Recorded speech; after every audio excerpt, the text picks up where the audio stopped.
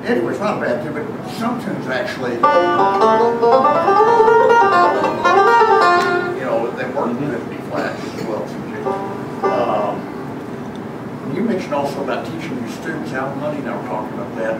Not everybody wants to be Earl Scruggs, and we have a tendency to teach everybody what we think they should. I wish he was too. Yeah.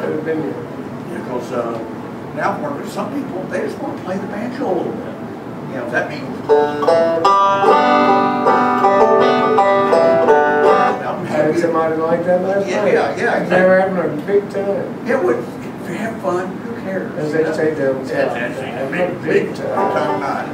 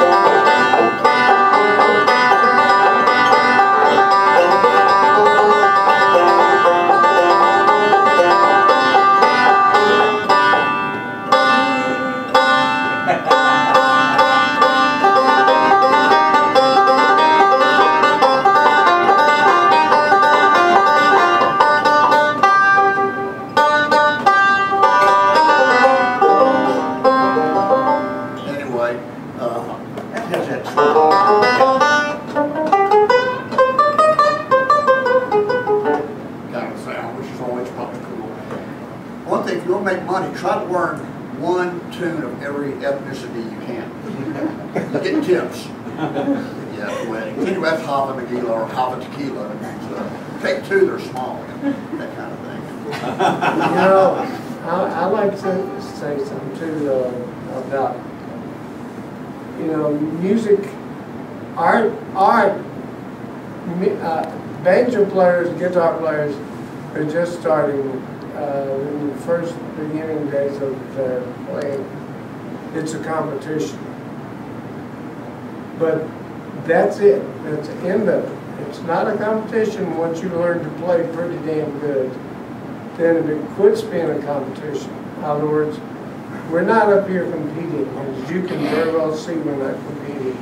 Nobody's competing. But we're each going after our instrument to the best of our ability. And we're not worried about what the other guy's doing. We're just doing what we're doing. And so if you want to be a really good musician, at some point in life you have to quit competing and start concentrating on the instrument, not what everybody else is doing, but what you're doing. There's a lot of banjo gunfighters. Yeah, there's gunfights out there, and it's such a waste of time. And the thing is, art isn't about competition.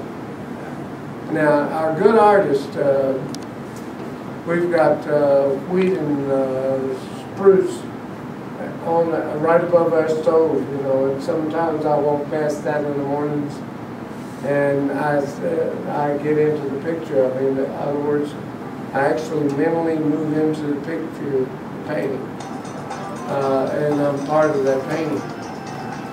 But those guys are artists, and they're great artists. They're known, and they're everywhere, you know. I mean, but did you know that a musician has to paint his picture every time that he plays it? He has to paint it over again, and he's got to hope that he paints it as good as he painted it the first time. He's got to hope he can paint it a little bit better, actually, to break even.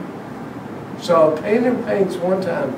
He has the brush strokes going, and he's got everything lined up and everything, and he's done. Now, there might be a couple things about his picture that he would have liked to have changed, but it works the way it is. Everybody buys it. It's worth $20 million.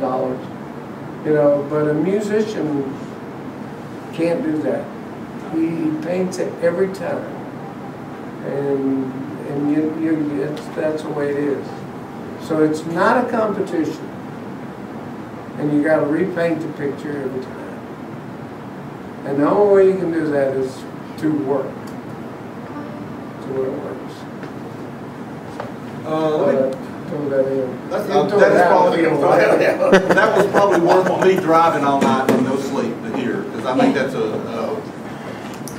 one of the best analogies ever of art in music.